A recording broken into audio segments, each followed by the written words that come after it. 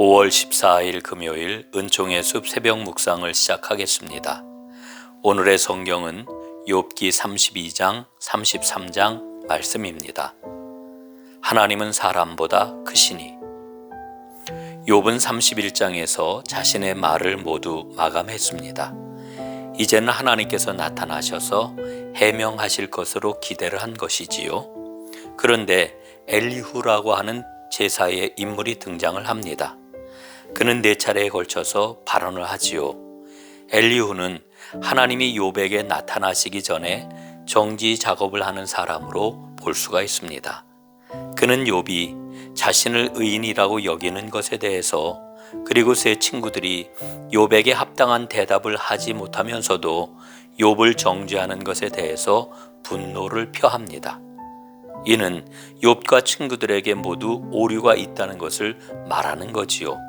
이런 측면에서 엘리후는 마치 세례 요한처럼 하나님의 현현을 준비하는 다리 역할을 하고 있구나 라고 하는 것을 알 수 있습니다. 엘리후는 친구들의 지혜가 다 바닥이 났으니 물러서라고 합니다. 엘리후는 세 친구와 욥의 논쟁을 옆에서 다 들었던 것이지요. 욥과 친구들 양쪽 다 잘못이라고 하는 겁니다. 그는 사람의 나이가 많아진다고 해서 지혜도 많아지는 게 아니라고 합니다. 그는 이 논쟁에서 누구 편을 들 생각도 없고 공평한 중재자가 되겠다고 합니다. 그러면서 매우 중요한 말을 하는데요. 깨닫고 보니 사람에게 슬기를 주는 것은 사람 안에 있는 영, 곧 전능하신 분의 입김이라는 것을 알았다. 그렇지요.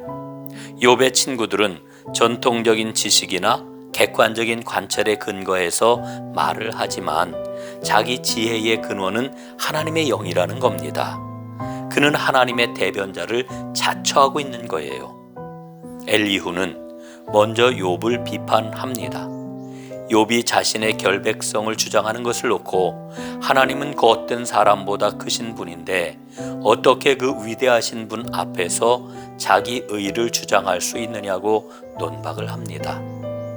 엘리후의 말 가운데 귀를 기울일 부분이 있어요. 친구들과의 논쟁에서 난항을 겪었던 이유는 고통의 기원과 원인만을 따졌기 때문이라고 하는 겁니다. 하나님께서 이 고통을 통하여 이루시려는 목적이 어디에 있는가를 깨달으려고 해야 된다는 겁니다. 고통은 하나님께서 인간에게 말을 걸어오시는 다양한 방법 가운데 하나일 수 있다는 거지요. 엘리후는 여기에 대해 2가지 사례를 듭니다. 하나는 꿈을 통하여서, 또 하나는 질병과 질병의 회복을 통하여서. 하나님은 질병이나 고통을 통하여 우리에게 말을 걸어 오시는 분이라는 것이지요. 그것을 알아채고 정신을 똑바로 차리고 하나님께 돌아온다면 이보다 좋은 일이 없다는 겁니다. 그러므로 욥이 당하는 고통은 불행한 일만이 아니라 더 환한 생명의 빛을 보게 하시려는 하나님의 섭리일 수 있다는 겁니다.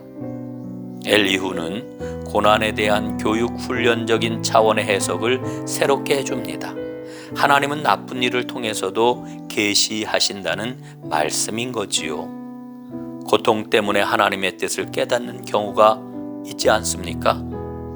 그러고 보니 이사야 선지자가 일러 주었던 고난받는 종의 개념이 마음에 떠오릅니다. 고통에는 분명 뜻이 있습니다.